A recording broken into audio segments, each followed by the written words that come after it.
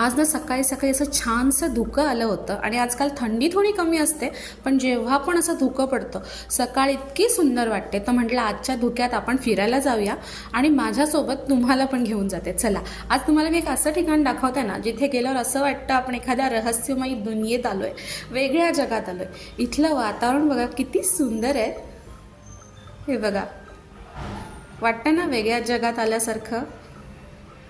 हा आमच्या एरियातला माझा सगळ्यात फेवरेट असा स्पॉट आहे. सकाळ असो किंवा संध्याकाळ खूप छान वाटतं. आणि इथून घरी परत येताना मला भेटलेलं आहे सफेद रंगाचं गोकर्णाचं फूल.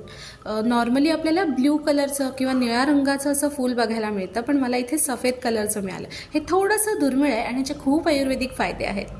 आपल्याकडे ना नेहमी एक स्ट्रीट डॉग जेवायला येते, पण ती बरेच दिवस आली नव्हती. तिला खूप दिवस शोधत होते आणि फायनली जेव्हा ती मिळाली तेव्हा तिच्यासोबत अजून पण असं क्यूटचं सरप्राईज मिळालं.